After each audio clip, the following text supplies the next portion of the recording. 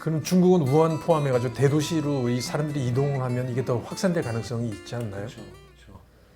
그래서 좀 이번 특이한 거는 잠복기 기간에 바이러스가 굉장히 급하게 많이 퍼졌다는 게 좀 다른 바이러스는 조금 달라요. 그러니까 물론 또 이 코로나 바이러스가 파지티브 RNA 바이러스, 양성 가닥의 RNA 바이러스인데 양성 가닥 RNA 바이러스는 그 자체가 메신저 RNA예요. 무슨 얘기냐면 메신저 RNA. 예, 이 자체 mRNA 역할을 하기 때문에 들어가자마자 바이러스가 증식할 수 있는 단백질을 바로 만들어요. 하지만 뭐 DNA 바이러스나 혹은 네거티브 센스 RNA 바이러스 같은 경우는 DNA 바이러스는 들어가서 본인이 RNA를 또 만들어야 되고 그 RNA가 시간이 걸린다. 또 단백질을 만들어야죠. 시간이 오래 걸려요. 네거티브 센스 RNA도 마찬가지예요. 들어가서 파지티브한 RNA를 만든 다음에 단백질을 만들거든요. 근데 이 코로나 바이러스는 이 자체가 파지티브 센스거든요. 들어가자마자 본인이 이제 바이러스 단백질을 만듭니다. 굉장히 빠르긴 해요. 그래서 빨리 확산이 되는. 네. 그게 어떻게 보면 하나의 어떤 근거가 될 수 있고, 그리고 어떻게 보면 이 바이러스가 초기에는 병원성이 없이 굉장히 빨리 증식을 하다가, 이제 이 사이토카인 스톰이라는 게 있는데, 어떤, 이제 사람이 이 바이러스를 이제 외부 물질로 인식하고 나서부터 염증 반응이 일어나겠죠. 면역 반응이 일어나겠죠. 그 면역 반응이 이제 제어할 수 없을 정도로 확 커질 때가 있어요.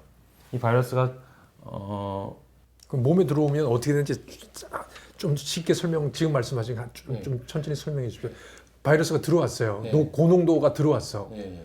예, 환자랑 이야기하다. 그러면 몸에서는 어떻게 반응합니까? 바이러스가 이제 세포 안으로 이제 세포 밖에 이제 딱 붙죠. 네. 정전기적으로 붙다가 이제 어떤 본인이 딱 좋아하는 리셉터가 있습니다. 그 리셉터를 타고 세포 안으로 들어가죠.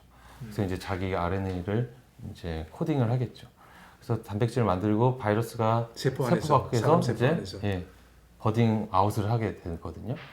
근데 이제 이 우한 폐렴처럼 이런 코로나 바이러스들은 빨리 레플리케이션이 될 거고 우리 세포 사람은 안에서 네, 이 복제를 한단 말이죠. 네, 복제를 하게 되는데 그 수가 그 처음에는 이제 병원성이 굉장히 약할 거예요. 코로나 바이러스가 그렇게 센 바이러스가 아니거든요. 그렇다 보니까 이 파티클 자체가 굉장히 많아질 때까지 이 우리가 느끼는 면역 반응이 늦어졌을 거라고 별거 생각이 아니라고 되거든요. 생각하고 예, 반응을 우리 몸에서 안 하고 있다가 그러다가 기하급수적으로 바이러스 역학가 굉장히 많아지면부터 사이토카인 스톰이라는 현상이 일어날 겁니다. 급성으로 폐렴이 오게 되는 거죠. 그때부터 이제 중증의 어떤 임상 증상이 일어날 거고, 그러면 이제 그때부터 저희가 증상이 날 때부터 바이러스가 퍼지는 게 아니라 그 이전 단계 바이러스가 조금씩 레플리케이션해서 조금씩 버딩아웃 했을 때 그때부터 임상 증상이 없는 기관에서도 바이러스가 옆 사람한테 전파가 될 수 있었던 거죠. 그럼 몸에서 그렇게 해가지고 급속도로 불어나면 그게 폐렴이 돼요?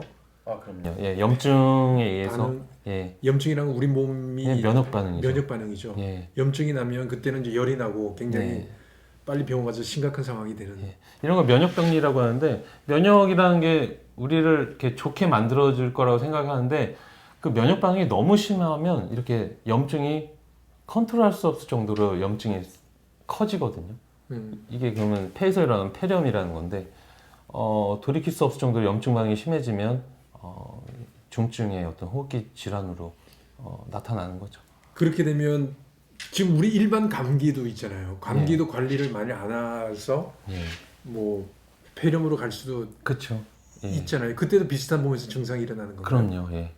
이 초기에 그래서 너무 이렇게 많은 면역 반응이 심하면 면역 부전 이제 약을 통해서 어떤 이제 면역을 좀 다운시키는 약도 트리트를 해야 되고요. 예.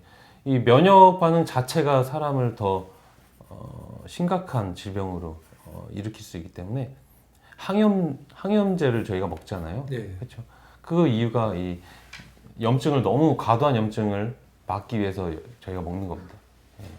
그러면 중국은 이렇게 계속 퍼지면 퍼질 가능성이 좀 있는데 그럴 경우는 저희는 어떻게 해야 돼요? 지금 뭐 미국은 비행기 오는 거를 왜 중국 갔다 15일 이내에 있었던 사람은 7개 도시로 이렇게 택배시켰나 어디 이스라엘 맞지도 않고 저희도 이제 일부 시만 들어오는 걸 못하게 하는데 전면으로 차단하는 게 맞습니까? 어떤 게 우리가 취할 수 있는 가장 합리적인 방법입니까? 예방법이에요. 지금 사실 중국 같은 경우처럼 저희랑 굉장히 가까운 거리에 있는 나라들은 오히려 전면 통제를 해버리면 오히려 컨트롤이 안 될 것 같아요. 더 저희가 카운팅하지 못하는 입국자들이 분명히 있을 거거든요.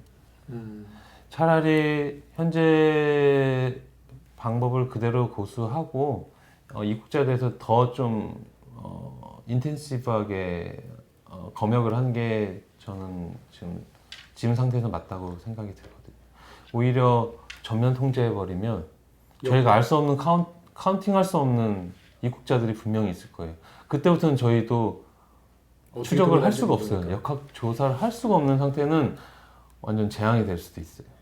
지금 그런 거하고 같이 연결해서 말씀드리면 무증상 무증상수 이제 감염이 가능하다라고 세계보건기구에서 이건 처음에 설로 돌다가 그 이야기는 증상이 나한테 아무 나타나지 않는데 본인도 스스로 감염된지도 모르는 거 아니에요. 맞아요. 지금 그건 굉장히 위험한 건 아닌가요? 그렇죠. 그래서 지금 이제 입국자들에 대해서 어떤 의심 증상 있는 사람뿐만 아니라 그냥 그쪽을 통해서 오는 모든 입국자를 대상으로 진단을 해야 되는 게 지금 필요할 것 같습니다.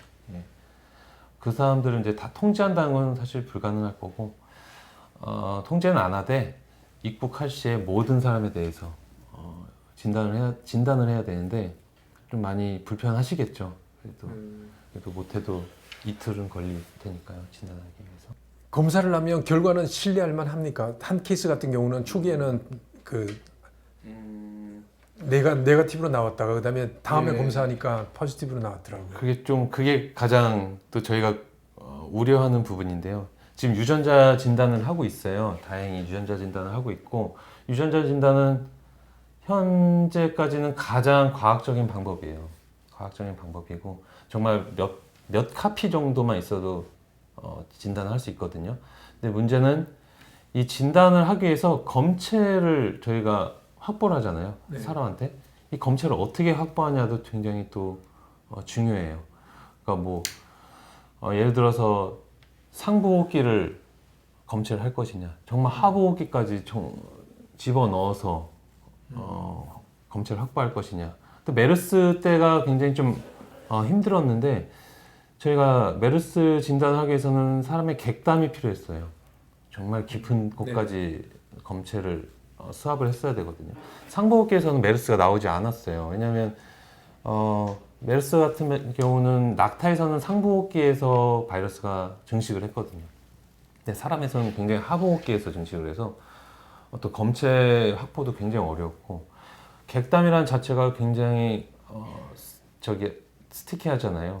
이거를 진단을 하기 위해서는 또 이 객담을 녹여야 되고 녹이는 과정에서 바이러스가 유실돼서 가음성이 나올 수도 있는 거고요. 원래 있는데 없게 나올 수도 있고요. 그런 부분을 좀 많이 개선을 해야 될 겁니다. 이 사스하고 메르스하고 비교하면 지금 정도는 아까도 말씀하셨는데 그렇게 심각한 건 사실 아닌 거죠? 예, 다행히 지금 뭐 우리나라에서는 사망자가 안 나온 걸로 봐서는 충분히 대증요법으로 컨트롤이 되는 질병이고요. 단지 지금 굉장히 중국에서 폭발적으로 지금 늘어나고 있는 상태는 역학조사가 지금 제대로 안 되고 있는 것 같고 그리고 의료 서비스도 충분히 제공되지 않았기 때문에 지금 폭발적으로 증가하는 것 같아요. 근데 우리나라에서 상황을 보면 컨트롤이 충분히 되는 질병이라고 생각이 됩니다. 감기 들 수 있잖아요, 사람이. 예. 그 다음에 지금 이 신종 예. 코로나 바이러스 감염증 이게 있으면 감기 들어서 열이 나고 기침이 나고 하는 상태 1339로 전화 많이 한다 그러더라고요. 그렇죠. 지금 왜냐면 때가 때인지라 맞아요. 이건 어떻게 두 개를 구분할 수 있어요? 일반 감기하고 지금 신종 코로나 바이러스 감염증하고요. 구분 못할 것 같아요 지금. 왜냐면 저희가 같은 거니까. 예 의사들도 이게 독감인지 감기인지 사실 구분 못 하거든요. 그러니까 내원했을 때 저희가 독감이라고 확진하는 거는 독감 전용 진단 키트를 써서 양성이면 독감이라고 하고 네. 그게 아니면 그냥 감기잖아요. 마찬가지로 너무 증상이 유사하고 감별할 수 없죠. 정말 감별할 수 없어서 증상이 있으시면 좀 과도하지만 그래도 신고를 하시고 검사를 받아보는 게 1339에서는 너무 전화가 많이 한다고 좀 카레스 해달라 그러는데 네, 사실 개인 입장에서는 그렇죠. 그거를 구분을 네. 그래서 지금 어떤 그 역학 조사하신 정보를 많이 공유를 해야 될 것 같아요. 그래서 본인이 실제 그 환자와 접촉했던 구간이 있는지 뭐 이런 것도 본인 스스로 많이 알아봐야 되고 그 사람이 갔던 장소를 갔다 이래서 감염되는 건 확률적으로는 거의 낮죠. 조금 좀 낮습니다. 제 생각에는 정말 그 확진 환자가 옆에 있어서 서로 대화를 나눴거나 이래야지만 아마 전파가 될 거고 지금 이제 좀 저희 학교 측에서는 우려하는 부분이 이제 방학이 끝나가거든요. 그럼 이제 중국 유학생들이 많이 이제 오고 있는데 지금 모든 학교들이 아마 지금 고민일 거예요. 모든 대학교에서 중국 유학생들을 어떻게 컨트롤해야 될지. 예, 그게 지금 가장 저희 숫자도 굉장히 많은데 많죠. 가장 큰 어떻게 해야 하부입니다. 돼요? 아직 다들 결정 못 내리고 있는 건데 조언을 하신다면 어떻게 제가 판단할 정도의 어떤 좀 예민한 문제인데 일단 인권적인 측면에서는 당연히 막을 수는 없고요. 막을 수는 없지만 지금 상황이 특수한 상황이니까 그 학생들에 한해서는 어떤 지금처럼 따로 격리된 어떤 생활사를 제공해서 진단을 한 다음에 모든 게 이제 음성이 확정됐을 때 어떤 학기를 굉장히 시작해야 되지 큰일이네요. 않을까. 근데 학교 입장에서는 그런 또 공간을 구하기가 또 힘들고 그렇죠. 좀 그래서 많이 일반- 난감해 하고 있습니다. 우리 학생들 한국 학생들은 되게 걱정할 거 아니에요. 그렇죠. 또 그런 어떤 심리적인 것도 굉장히 크고 뭐 그런 실제 질병의 어떤 병원성이나 전파력 그런 거보다 진짜 이 사람의 심리적인 어떤 공포감이 너무 커서 그런 거를 좀 더 컨트롤 해야 되지 않을까 싶습니다. 이건 약간 가외적인 이야기인데요. 이 지금 우리나라 지금 이 상태가 유지가 된다고 하고 중국은 계속 확산이 되고 한다고 하면 이게 이제 4월 총선의 영향을 어떻게 끼칠 건가도 걱정하는 여구야구 뭐 일반 사람들도 되게 걱정을 많이 하거든요. 입으로 내놓고 이야기는 못 하고 그때까지 이 증상이 계속 갈 것 같습니까? 어떻습니까? 지금처럼만 한다면 국내에서의 환자는 발생이 한다 하더라도 어떤 뭐 중증으로 넘어간다고 사망자를 발생한다 이런 거는 없을 것 같아요. 왜냐면 이제 아무리 또 막아도 분명히 우리가 모르게끔 들어오는 어떤 양성 환자들이 분명히 있을 거거든요. 해외에서 유입할 수 있는. 그래서 지금처럼 확진 환자는 늘어날 수 있으나 제 생각에 어떤 사망까지 가는 이런 극단의 케이스는 없을 것 같습니다. 그래서 조심은 해야 되지만 네, 최소한 저희 자국민에 대한 어떤 능동 역학만 잘 돼 있다면 능동 역학이란 말 그대로 본인 스스로 생각을 해서 먼저 신고하고 먼저 진단받고 이런 거거든요. 능동 역학을 잘 해주신다면 충분히 막을 수 있는 질병이고 오히려 저는 사실 인플루엔자가 더 걱정이거든요. 미국에서 들어오면 사실 그게 더 심각할 수 있어요. 사망자도 훨씬 많던데요. 비교도 안 될 정도로 인플루엔자는 더 강력합니다. 그래서 지금 사실 우한 폐렴 걱정보다는 인플루엔자를 해야 되는 게 사실 제 개인적으로는 그게 더 중요하고 미국에서 입국할 수 있는 분들에 대한 어떤 그건 아무런 지금 그게 없잖아요. 예 그게 더 지금 그것도 신경을 많이 써야 되는 상황이고요. 근데 바이러스가 추운 데서는 잘 산다면서요?